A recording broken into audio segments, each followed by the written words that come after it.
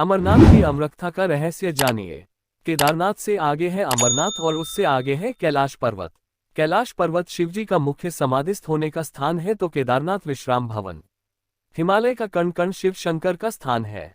बाबा अमरनाथ को आजकल स्थानीय लोगों के प्रभाव के कारण बर्फानी बाबा कहा जाता है, जो कि अनुचित है।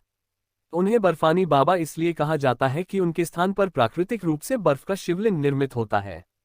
शिवलिंग का निर्मित होना समझ में आता है, लेकिन इस पवित्र गुफा में हिम शिवलिंग के साथ ही एक गणेश पीठ व एक पार्वती पीठ भी हिम से प्राकृतिक रूप में निर्मित होता है। पार्वती पीठ ही शक्तिपीठ स्थल है। यहाँ माता सती के कंठ का निपात हुआ था। पार्वती पीठ 51 शक्तिपीठों में से एक है। यहाँ माता के अंग तथा अंगभूषण की पूजा होती है। ऐसे बहुत से तीर्थ हैं जहाँ प्राचीन काल में सिर्फ साधु संत ही जाते थे और वहां जाकर वे तपस्या करते थे। लेकिन आजकल यात्रा सुविधाएं सुगम होने के चलते व्यक्ति कैलाश पर्वत और मानसरोवर भी जाने लगा है। ये वे स्थान हैं जो हिंदुओं के लिए सबसे महत्वपूर्ण है। अमरनाथ को अमरनाथ क्यों कहते हैं, अगले पन्ने पर जानिए। अमरकथा, इस पवित्र गुफा में भगवान शंकर ने भगवती पार्वती को मोक्ष का मार्ग दिखाया था। इस तत्वज्ञान को अमरकथा के नाम से जाना जाता है, इसलिए इस स्थान का नाम अमरनाथ पड़ा। ये कथा भगवती पार्वती तथा भगवान शंकर के बीच हुआ संवाद है। यह उसी तरह है जिस तरह कृष्ण और अर्जुन के बीच संवाद हुआ था। अगले पन्ने पर क्यों सुनना चाहती थी पार्वती अमरकथा। अमरनाथ कथ, सती ने दूसरा जन्म हिमालय राज के यहाँ पार्वती के रूप में लिया।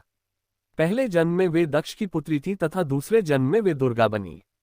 एक बार पार्वती जी से ने शंकर जी से पूछा, मुझे इस बात का बड़ा आश्चर्य है कि आपके गले में नरमुंड माला क्यों है। भगवान शंकर ने बताया, पार्वती, जितनी बार तुम्हारा जन्म हुआ है उतने ही मुंड मैंने धारण किए हैं। पार्वती बोली, मेरा शरीर नाशवान है, मृत्यु को प्राप्त होता है, परंतु आप अमर हैं, इसका कारण बताने का कष्ट करें। मैं भी अजर अमर होना चाहती हूँ। भगवान शंकर ने कहा, ये सब अमरकथा के कारण है। ये सुनकर पार्वती जी ने शिव जी से कथा सुनाने का आग्रह किया। बहुत वर्षों तक भगवान शंकर ने इसे टालने का प्रयास किया, लेकिन जब पार्वती की जिज्ञासा बढ़ गई तब उन्हें लगा कि अब कथा सुना देना चाहिए। अब सवाल ये था कि अमरकथा सुनाते वक्त कोई अन्य जीव इस कथा को न सुने, इसलिए भगवान शंकर 5 तत्वों पृथ्वी, जल, वायु, आकाश और अग्नि का परित्याग करके इन पर्वतमालाओं में पहुंच गए और अमरनाथ गुफा में भगवती पार्वती जी को अमरकथा सुनाने लगे। अमरनाथ गुफा जाते वक्त शिवजी ने इनको त्याग दिया।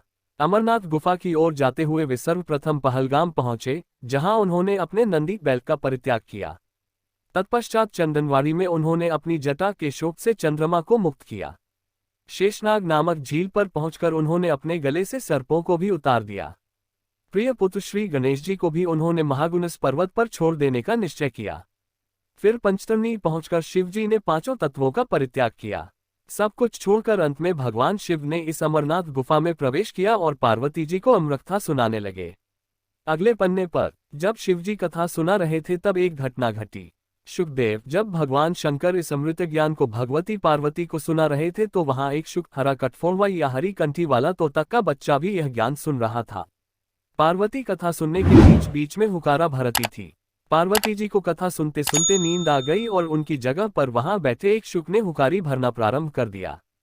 जब भगवान शिव को ये बात ज्ञात हुई तब वे शुक को मारने के लिए दौड़े और उसके पीछे अपना त्रिशूल छोड़ा। शुक जान बचाने के लिए तीनों लोकों में भागता रहा। भागते भागते वह व्यास जी के आश्रम में आया और सूक्ष्म रूप बनाकर उनकी पत्नी वटिका के मुख में घुस गया। वह उनके गर्भ में रह गया। ऐसा कहा जाता है कि ये 12 वर्ष तक गर्भ के बाहर ही नहीं निकले। जब भगवान श्री कृष्ण ने स्वयं आकर इन्हें आश्वासन दिया कि बाहर निकलने पर तुम्हारे ऊपर माया का प्रभाव नहीं पड़ेगा, तभी ये गर्भ से बाहर निकले और व्यास जी के पुत्र कहलाए। गर्भ में ही इन्हें वेद, उपनिषद, दर्शन और पुराण आदि का सम्यक ज्ञान हो गया था। जन्मते ही श्री कृष्ण और अपने माता पिता को प्रणाम करके इन्होंने तपस्या के लिए जंगल की राह ली। यही जगत में शुकदेव मुनि के नाम से प्रसिद्ध हुए। ये दोनों कबूतर भी अमर हो गए। पवित्र युगल कबूतर, श्री अमरनाथ की यात्रा के साथ ही कबूतरों की कथा भी जुड़ी हुई है। इस कथा के अनुसार एक समय महादेव संध्या के समय नृत्य कर रहे थे कि भगवान शिव के गण आपस में ईर्ष्या के कारण कुरु कुरु शब्द करने लगे। महादेव ने उनको श्राप दे दिया कि तुम दीर्घकाल तक ये शब्द कुरु कुरु करते रहो। तदुपरांत वे रुद्रोरूपी गण उसी समय कबूतर हो गए और वहीं उनका स्थायी निवास हो गया। माना जाता है कि यात्रा के दौरान पावन अमरनाथ गुफा में इन्हीं दोनों कबूतरों के भी दर्शन होते हैं। यह आश्चर्य ही है कि जहां ऑक्सीजन की मात्रा नहीं के बराबर है और जहां दूर दूर तक खाने पीने का कोई साधन नहीं है, वहां ये कबूतर किस तरह रहते होंगे। यहाँ कबूतरों के दर्शन करना शिव और पार्वती के दर्शन करना माना जाता है। गुफा में हिमलिंग स्थापित होने की कथा। पार्वती जी भगवान सदाशिव से कहती हैं, प्रभु, मैं अमरेश महादेव की कथा सुनना चाहती हूँ। मैं ये भी जानना चाहती हूँ कि महादेव गुफा में स्थित होकर अमरेश क्यों और कैसे कहलाए। सदाशिव भोलेनाथ बोले, देवी, आदिकाल में ब्रह्मा, प्रकृति, स्थावर, पर्वत आदि जंगल, मनुष्य संसार की उत्पत्ति हुई।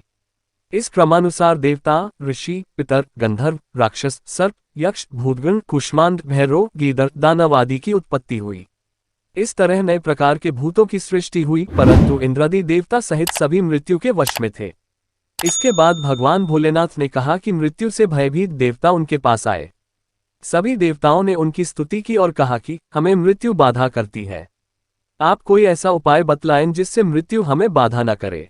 मैं आप लोगों की मृत्यु के भय से रक्षा करूंगा। कहते हुए सदाशिव ने अपने सिर पर से चंद्रमा की कला को उतारकर निचोड़ा और देवगणों से बोले, यह आप लोगों के मृत्यु रोग की औषधि है। उस चंद्रकला के निचोड़ने से पवित्र अमृत की धारा बह निकली और वही धारा बाद में अमरावती नदी के नाम से विख्यात हुई। चंद्रकला को निचोड़ते समय भगवान सदाशिव के शरीर पर जो अमृत बिंदु गिरे वे सूख गए और पृथ्वी पर गिर पड़े।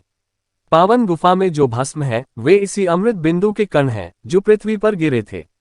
सदाशिव भगवान देवताओं पर प्रेम न्योछावर करते समय स्वयं द्रवीभूत हो गए। देवगण सदाशिव को जलस्वरूप देखकर उनकी स्तुति में लीन हो गए और बारंबार नमस्कार करने लगे।